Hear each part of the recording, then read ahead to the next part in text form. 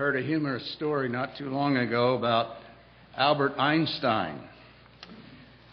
Now, there may be some here young enough who don't recognize the name Albert Einstein. Of course, he was a genius, great scientist at Princeton University. Theory of relativity and all of that sort of thing, you remember? Please don't take this as a boast, but I've been referred to as Einstein on a few occasions. What are you laughing at, Johnson? I've taken it well. That was one of the most frequent things my father ever said to me. Way to go, Einstein. So I guess that meant I was smart. I didn't. One day, Professor Einstein got on a train in Princeton back in the days when that was the most popular means of travel for any distance. As a typical absent-minded professor, he apparently couldn't locate his ticket. The conductor came down the aisle punching tickets, and Einstein was going everywhere looking for his ticket. And after a short delay, the conductor said, that's okay. I know who you are. It's all right. Don't worry about a thing. And so the conductor moved on further down the aisle. He was punching other people's tickets, and as he looked back, here was Einstein still looking for his ticket, and he was out of his seat. He was in the aisle. He was looking under other people's seats and so on, searching all around for his ticket. The conductor came back, and he said, it's okay. I know who you are. And Einstein said, and I know who I am. I just want to know where I'm going. Well, first, we're going to 1 Samuel. So will you turn there, please? 1 Samuel, chapter 27. Carnality's consequences. And if you haven't learned it already, although I doubt there's one believer here who hasn't, there are consequences to disobedience and carnality. David said to himself, now I shall perish someday by the hand of Saul. There's nothing better for me than that I should speedily escape to the land of the Philistines. And Saul will despair of me to seek me any more in any part of Israel. So I shall escape out of his hand. Then David arose and went over with the 600 men who were with him to Achish, the son of Maoch, the king of Gath. So David dwelt with Achish at Gath, he and his men, each man with his household, and David with his 2 wives, Ahinoam and Abigail. And it was told Saul that David had fled to Gath, so he sought him no more. Then David said to Achish, if I have now found favor in your eyes, let them give me a place in some town in the country that I may dwell there. For why should your servant dwell in the royal city with you? So Achish gave him Ziklag that day. Therefore Ziklag has belonged to the kings of Judah to this day, that is, to the day of the writing of 1 Samuel. Now the time that David dwelt in the country of the Philistines was 1 full year and 4 months. David and his men went up and raided the Geshurites, the Girzites, the Amalekites, for those nations were the inhabitants of the land from of old, as you go to Shur, even as far as the land of Egypt. So you, with the picture of the map in your head, know that we're in the southern regions. Whenever David attacked the land, he left neither man nor woman alive, but took away the sheep, the oxen, the donkeys, the camels, the apparel, the clothing, and returned and came to Achish. He was apparently reporting to Achish. Then Achish would say, where have you made a raid today? And David would say, against the southern area of Judah, against the southern area of the Jerahmeelites, or against the southern area of the Kenites. David would save neither man nor woman alive to bring news to Gath, saying, lest they should inform on us, saying, thus David did. Notice how he is acting so surreptitiously. And thus was his behavior all the time he dwelt in the country of the Philistines. So Achish believed David, saying, he has made his people Israel utterly abhor him. Therefore, he he will be my servant forever. In a book that I'm sure most of you have read, The Pilgrim's Progress, John Bunyan speaks of the Slough of Despond, and in there it is described as such a place that cannot be mended. There is no way that the Christian can go through life on his way to heaven without spending some time in the Slough of Despond. Now, we don't call it that today. We call it the pits, don't we? Down in the dumps. Sometimes we even call it misery. Our concern this morning is, what do we do when we find ourselves in such a place? I think we can learn a great deal by looking at what David did, and maybe even more what he didn't do, that got him in there in the first place. He stayed, as we read, for 16 long months in a place that he should not have been, suffering internally and externally. And as we work our way through your insert there in the bulletin, we begin this morning by looking at three things that got David mired in despondency. First of all, in verse 1, look with me at David's human viewpoint. David said to himself, he is reasoning with himself on the basis of human reason, saying, now I shall perish someday by the hand of Saul. Really? Really? You really believe that, David? He had talked to himself long enough that he had talked himself into it. Saul is going to kill me. I am going to die at the hand of Saul. I need to do something about it. What is he doing in verse 1? He is looking at life from the human viewpoint, from the horizontal. He is looking around at his circumstances. He is looking around at his enemies, specifically Saul. He is looking around at what he considers to be an impossible situation. And that's all he can see right now, and that's all he can talk to himself about. Now, he had a choice. He had revelation. He had already been anointed. He had from the Lord the word, the truth, that he was going to be Saul's successor. He was going to reign. It's interesting to note that all of this that we're coming to in this chapter comes fast on the heels of some great victories in the previous chapters. A few months ago, we studied together the 17th chapter, David and Goliath. What a great victory that was.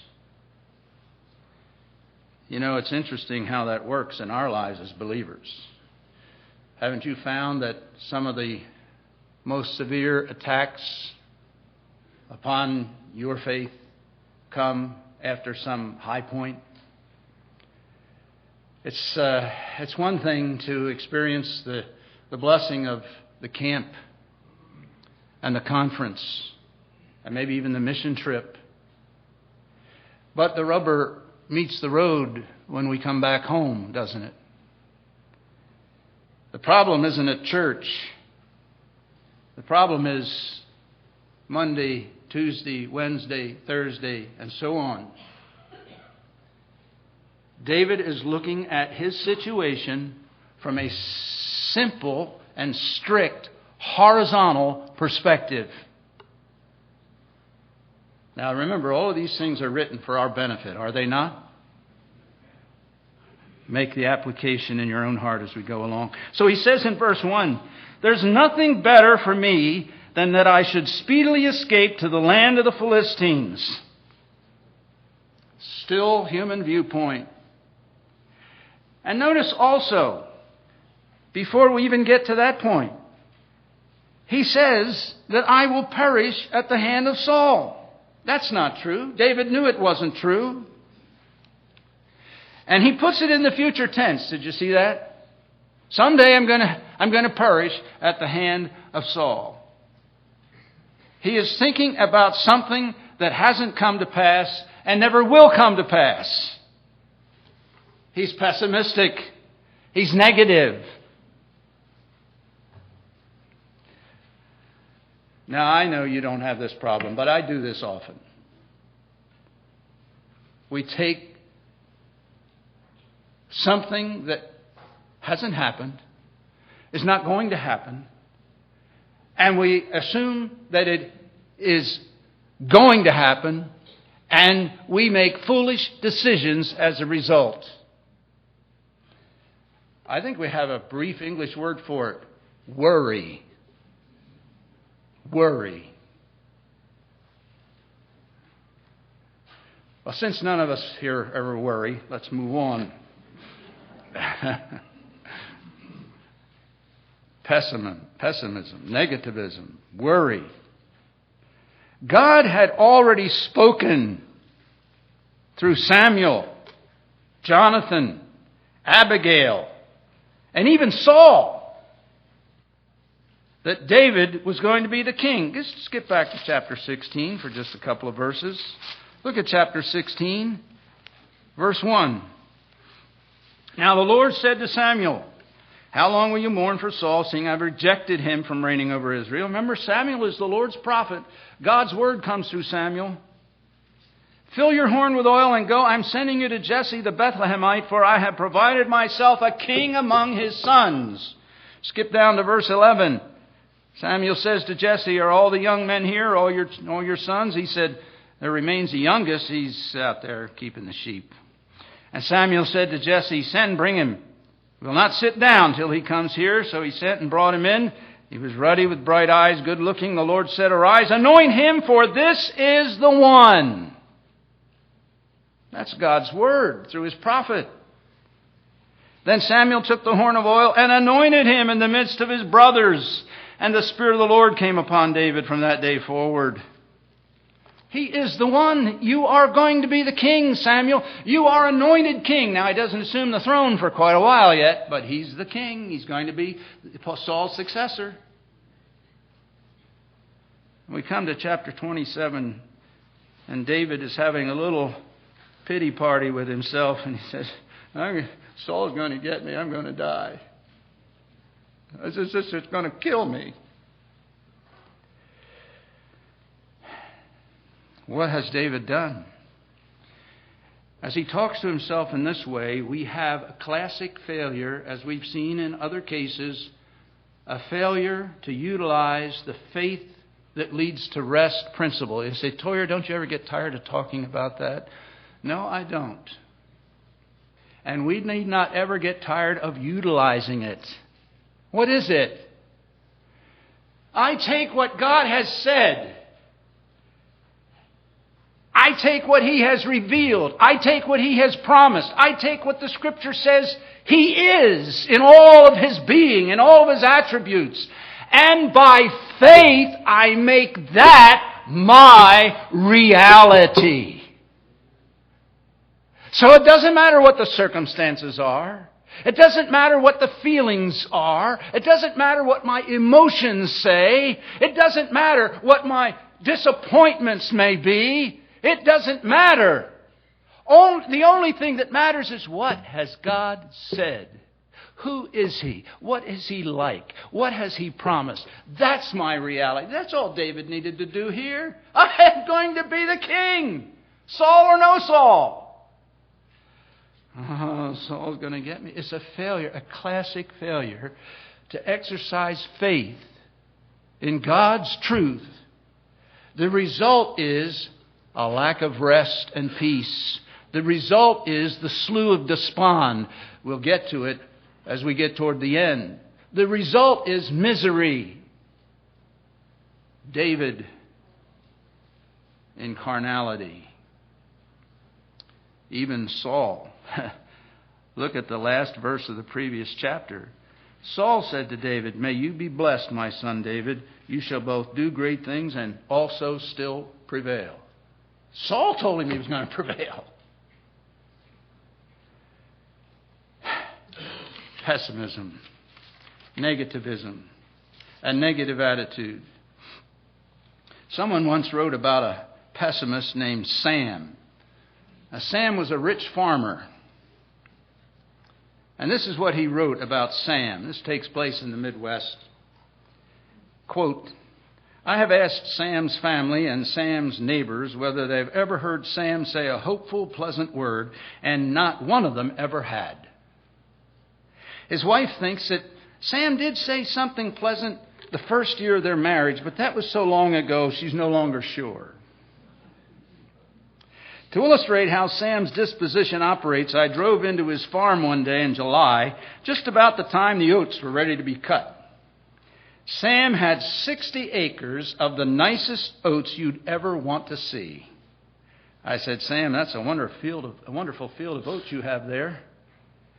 Sam said mournfully, "Yeah, but the wind will blow it down before I get it cut."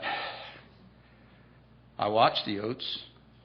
Sam got it cut before the wind blew it down. I knew he received a good price for the oats, so the next time I saw Sam, I said, "Sam, how'd the oats turn out?" "Oh, I suppose good enough," he replied. "But a crop of oats like that sure takes a lot out of the soil." Another year he had corn that ran 165 bushels to the acre. I guess that's good. I know nothing about farmers. Right? I don't know. Any farmers here? Is that good? That's good. Thank you, Brian. 165 bushels to the acre. Before it was harvested, I saw Sam and I said, "How's the corn this year, Sam?" Sam said, "Terrible. It's so heavy, I don't see how we'll get in there and get it cut."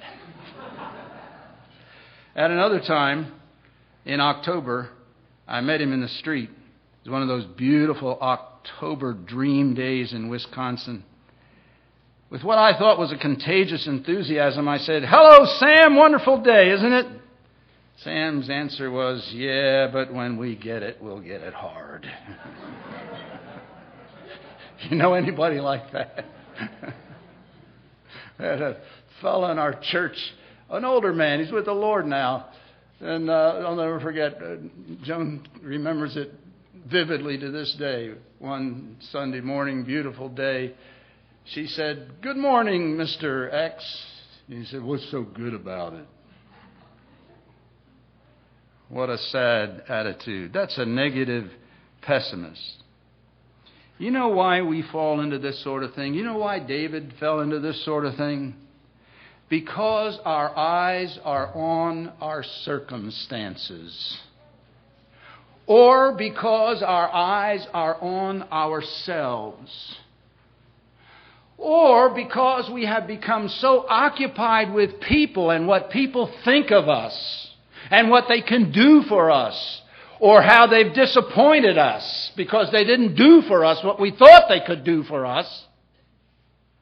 We become occupied with everybody and everything except Christ, looking unto Jesus, the author and finisher of our faith, the writer of the Hebrews said. Occupied with Him, who He is, what He's done, what He's promised yet to do. How about that wonderful promise in John 14? "I go to prepare a place for you. And if I go and prepare a place for you, I will come again, and I will receive you unto myself, that where I am, there you may be also." Oh, what's going to become of me? I don't know what's going to become of me. That's what's going to become of you if you know Christ as your Savior. What in the world could be greater than that? Nothing in the world, that's for sure.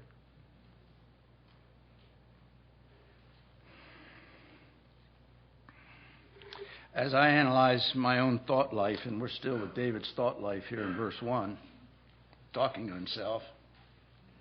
As I analyze my thought life, I realize that never once, not once, has it been the Lord that has led me to a pessimistic thought. Not once. Another step down was his disobedience. The Lord had told him to stay in Judah. His answer to his problem is, go into the land of the Philistines. Rationalistic logic. There's nothing better for me than to escape into the land of the Philistines. Can you believe that statement?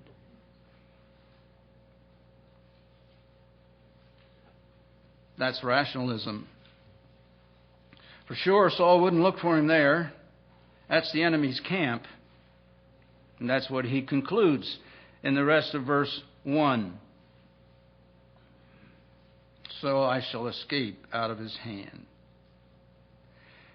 What we have in verse 1 is a perfect picture of a Christian who opts for carnality, human viewpoint, disobedience, rationalistic thinking.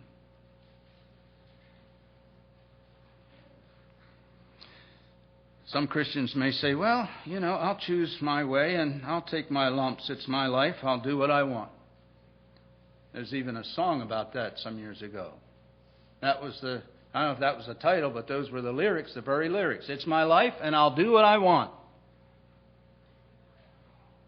Wait a minute. No one lives to himself and no one dies to himself in the household of God. Look at verse 2.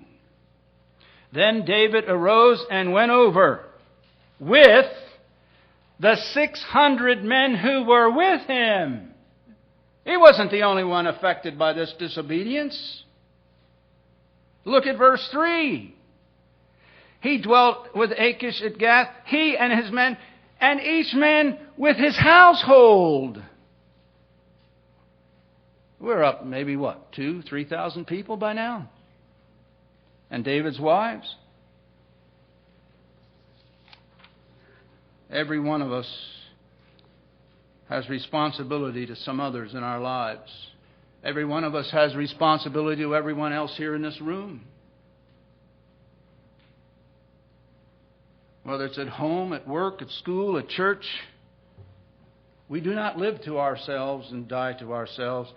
Our actions, our attitudes, our ministries, our lacks of ministries has an effect upon everybody else in the body. David's disobedience and carnality had an effect on perhaps thousands of other people here. And don't miss verse 4. It was told Saul that David had fled to where? Gath. You remember who was from Gath? Goliath. Here he is in Goliath's hometown. How unbelievable is that? David's not going to get away with it. There are consequences. Look with me at those consequences beginning at the end of verse 4. It was told Saul that David had fled to Gath, so he sought him no more. That is going to give David a false sense of security. Saul's not dogging me anymore. My life's not threatened by Saul anymore. Now, he's in the place of sin. You know, this thing with Bathsheba, David wasn't perfect. Have you noticed? He was a man after God's own heart. He utilized the grace of God. Not always as fast as he should have. It took him 16 months in this case. But he utilized the grace of God.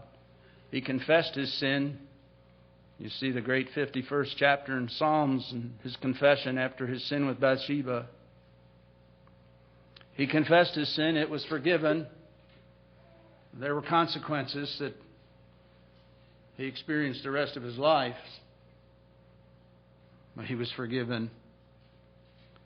He's in the place of sin. And by the way, that reminds me of Hebrews 11:25.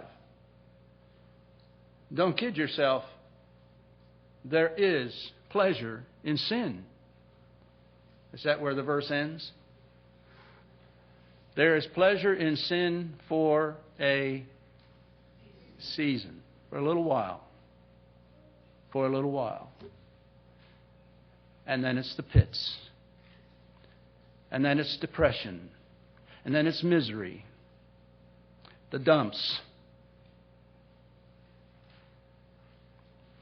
He has a false sense of security. Now look at verse 5. Then David said to Achish, if I have now found favor in your eyes, let them give me a place in some town in the country that I may dwell there. For why should, next two words in my version, your servant.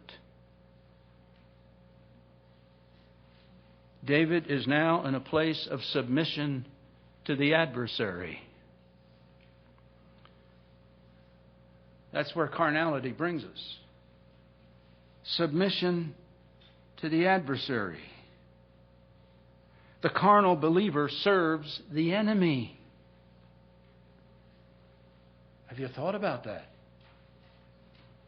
If I am not walking in fellowship with the Lord, if I am persisting in sin, I'm serving the enemy. He revels in it.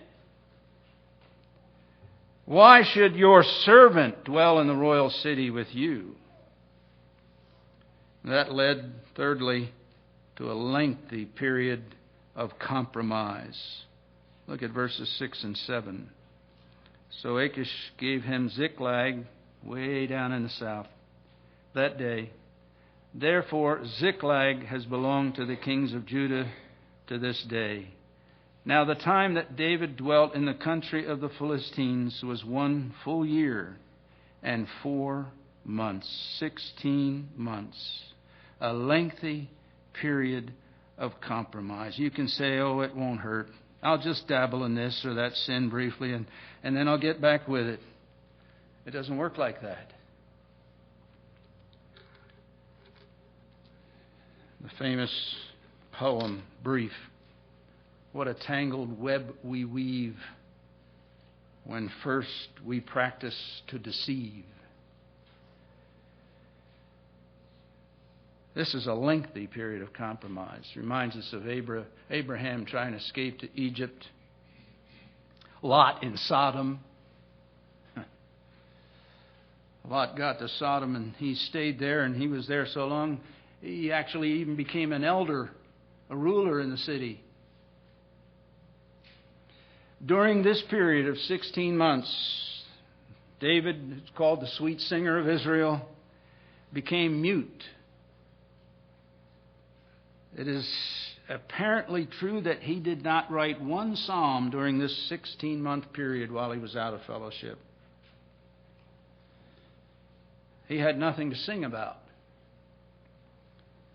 You know, you can take this for what it's worth, but after 40 or 45 years being up here and looking at faces, during song services, this is what I'm thinking of specifically right now, so don't try to make a phony face right now. I'm not talking about right now. During the song service,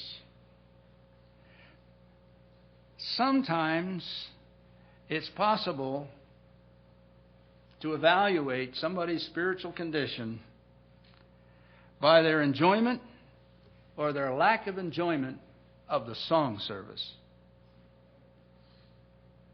I have seen some of the sourest pusses during the song service. And we were singing such wonderful, thrilling hymns about the Lord and about all the truths of Scripture. And your heart is just overflowing. You just feel like you wish you could sing better.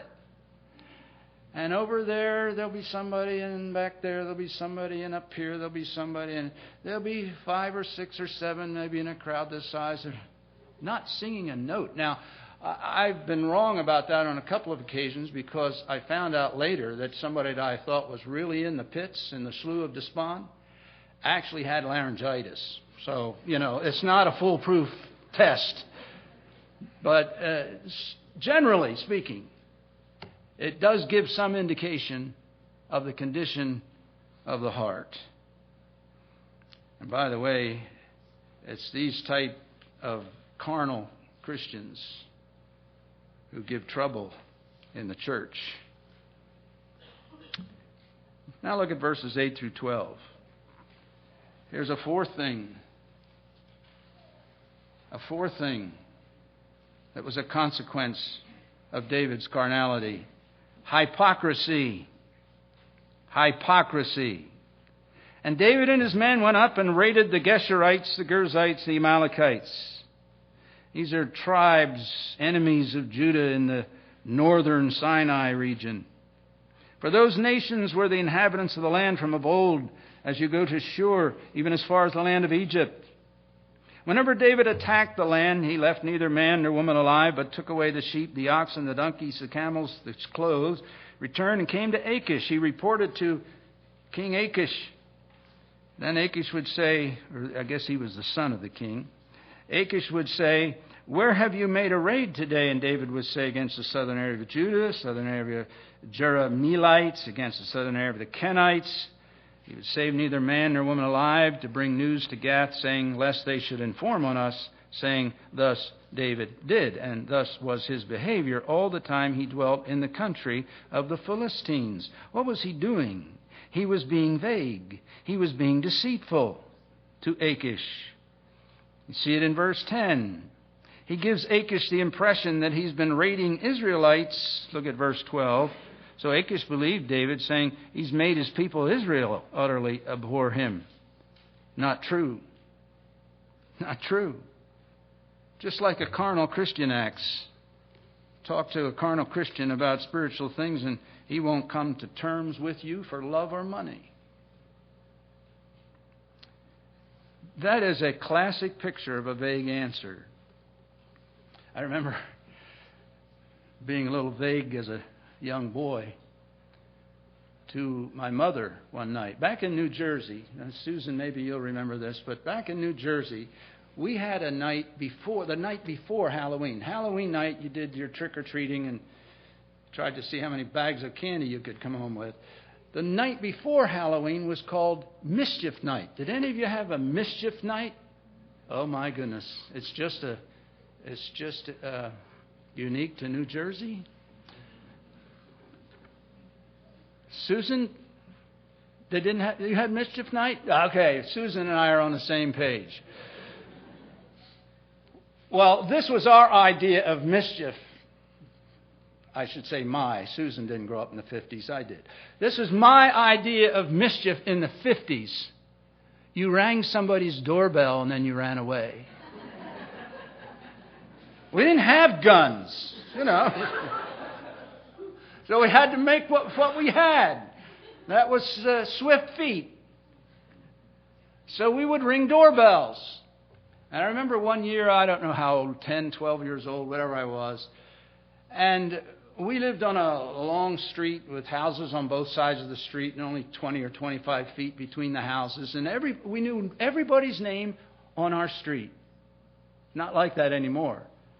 There must have been 15 houses on each side of the street. We knew all the people's names. Well, one of our good neighbors about 6 houses down the street, and a good friend of my folks, was Mr. Conn, C-O-N-N, George Conn. And so a couple of us rang Mr. Conn's doorbell on Mischief Night. No sooner had we rung the bell, he must have been waiting for us. No sooner had we rung the bell and the door opened. You never saw. I think a cheetah would not have caught me. I ran across the street, through the neighbor's yard, as fast as my little legs would carry me, in the dark. And there was a chain link fence about waist high. I never saw it. I felt it, but I never saw it. It hit me right in the middle of the waist, and I was going so fast that I went over like that, and my feet came over like that, and I landed on my feet. And I just kept going. I said, "What was that?" Well, I decided it was time to quit ringing doorbells, and I went home. And my mother said, "Billy, where have you been?" "Outside." That's a vague answer. Then she went into the thing that I've told you before that she always went into. Now, Billy, remember, your sin will always find you out. I said, yeah, Mommy, but someday it'll make a good sermon illustration. No, I didn't say that. I gave her a vague answer. I was outside. This is David operating in the flesh like I was at that time.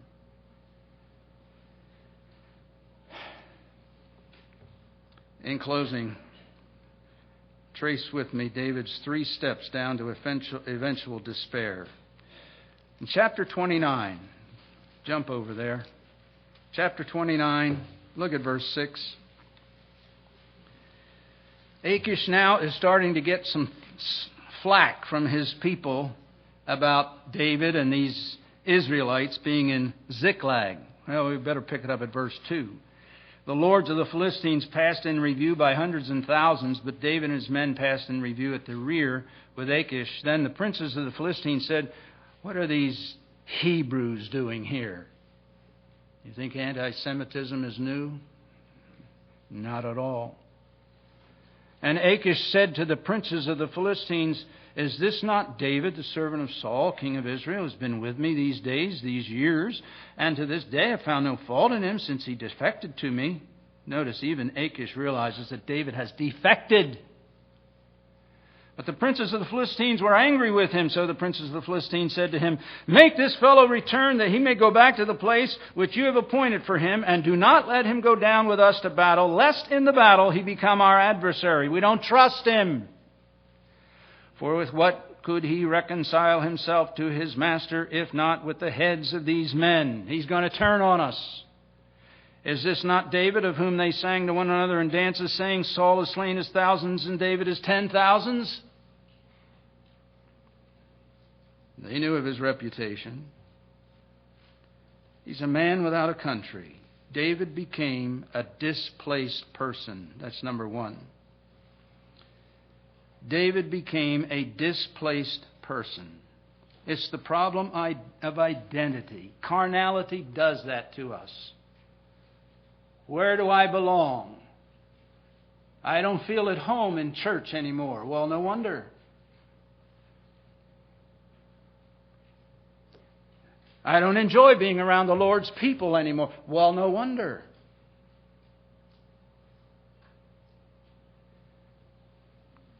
Carnality will make us feel like a displaced person. Then look at verse 8. He became a disillusioned person. Chapter 29, David said to Achish in verse 8, but what have I done? And to this day, what have you found in your servant as long as I have been with you, that I may not go and fight against the enemies of my lord the king? Then Achish answered and said to David, I know that you are as good in my sight as an angel of God. Nevertheless, the princes of the Philistines have said, he shall not go up with us to the battle. Now, therefore, get up early in the morning with your master's servants who have come with you, and as soon as you are up early in the morning, the crack of dawn is the way we'd say it, get out, depart. Now the pleasures of carnality are being eclipsed by the liabilities. The bills come due. It always happens that way. And do not overlook the sovereignty of God, who loved David and hadn't let go of David and would not forsake David, though David had forsaken him for a while. God is working all of this out for his own purposes and glory. And finally, in chapter 30, he became a depressed person. Look at verse 1 of chapter 30. Now it happened when David and his men came to Ziklag on the 3rd day that the Amalekites had invaded the south and Ziklag, attacked Ziklag, and burned it with fire. So he leaves.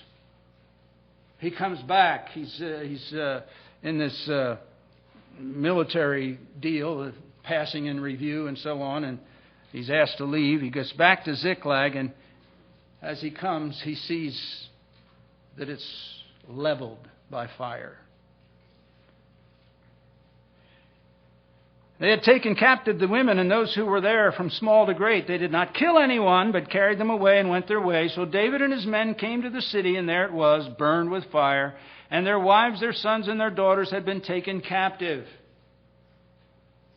Then David and the people who were with him lifted up their voices and wept until they had no more power to weep. Have you ever been there?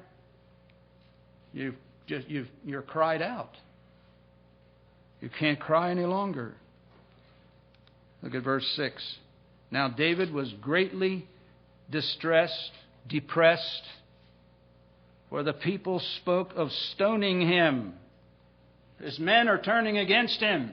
Where are our wives and children? We're devastated. We have nothing, and it's all your fault, David. They turned against him. They're about to stone him, because the soul of all the people was grieved, every man for his sons and his daughters. But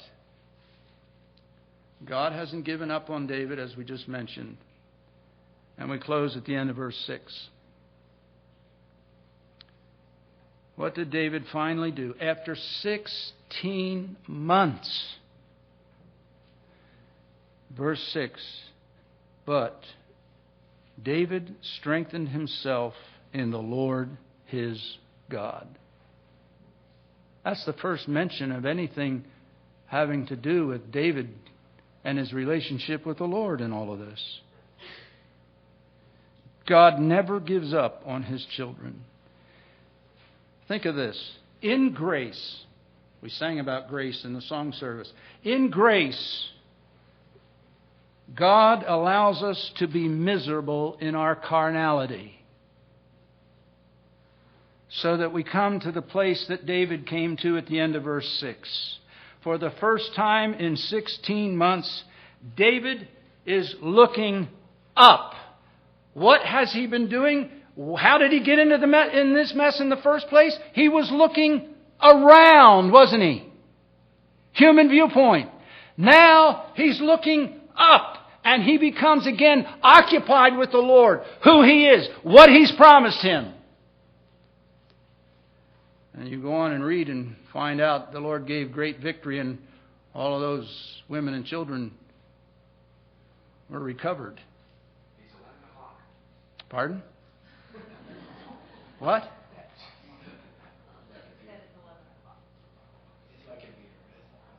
Okay. Slate Michael to preach one Sunday, will you please? He's looking up instead of around. It had been 16 months. And the question might be for someone here this morning, how long has it been for you since you've looked up instead of around? There's a song in our songbook that addresses this perfectly and beautifully. Turn to it. Number 539. Number 539.